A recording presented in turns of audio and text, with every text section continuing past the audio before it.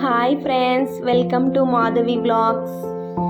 మేమైతే ఒక గుడికి అనుకొని బయలుదేరినాము. నిమిషాంబిక గుడి.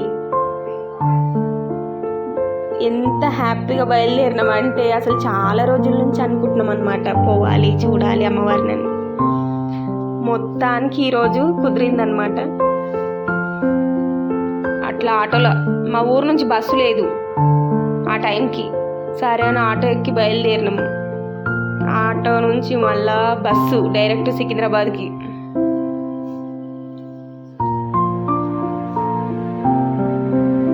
ఆ జర్నీలో మా పిల్లల జోకులకు అసలు గుడికి ఎంత దూరం ఉన్నా కూడా మాకు చాలా హ్యాపీగా పోయినాము.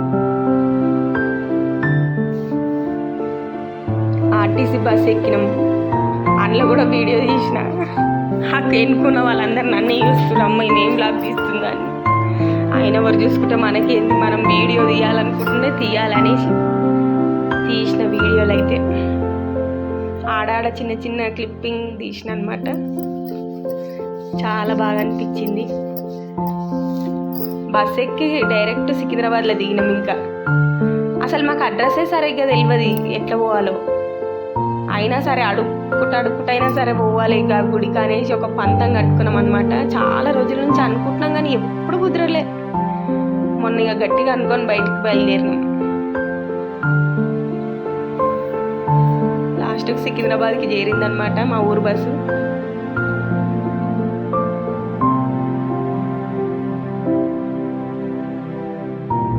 ప్రయాణం అయితే అట్లా కొనసాగుతుందన్నమాట.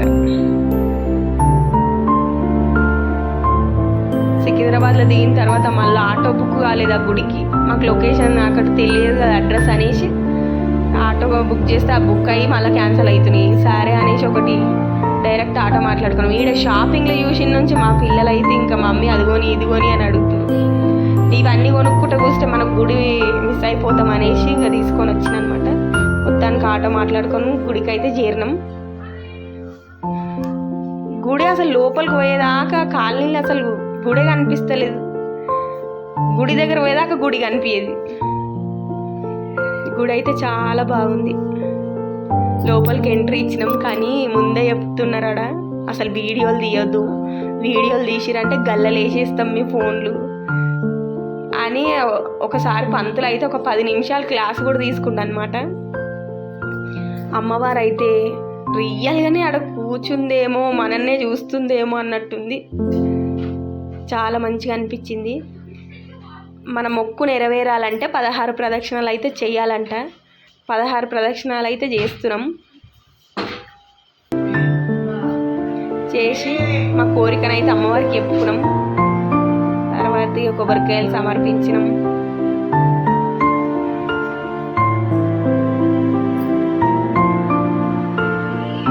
అందరు ఒక్కొక్క కోరిక కోరుకున్నారు. మళ్ళీ తొందరలో నెరవేరితే మళ్ళీ పోదాం మమ్మీ అని చెప్పారు అనమాట.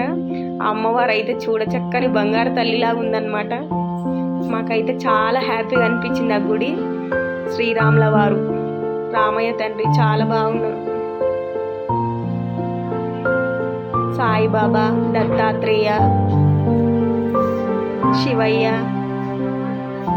నాగులమ్మ చాలా మంచిగా చిన్నగానే ఉన్నట్టు అనిపించింది గుడి, కానీ చాలానే దేవుళ్ళు ఉన్నారు. ఆంజనేయ స్వామి,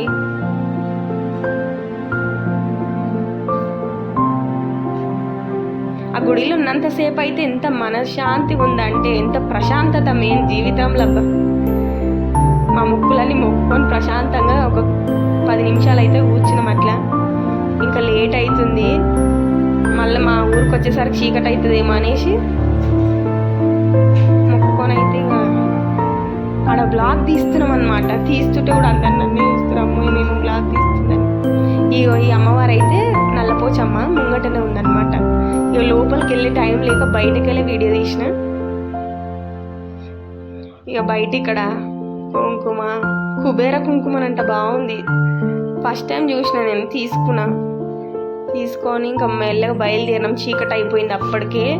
మా ఊరికి బస్సు ఉంటుందో లేదో అని ఇక టెన్షన్తో ఆటోలో మళ్ళీ బయలుదేరినాం సికింద్రాబాద్కి.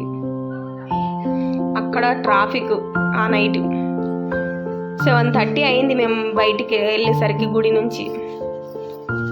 5:30కి పోతే 7:30కి బయటికి వెళ్ళినాం. ఆ నైట్ జర్నీ బాగుంది కానీ మళ్ళీ మా ఇంటికి ఎప్పుడు చేరుతామో అన్నది ఒక టెన్షన్. ఓకే ఫ్రెండ్స్, మా వీడియో కనుక మీకు నచ్చినట్టయితే లైక్ చేయండి, సబ్స్క్రైబ్ చేయండి.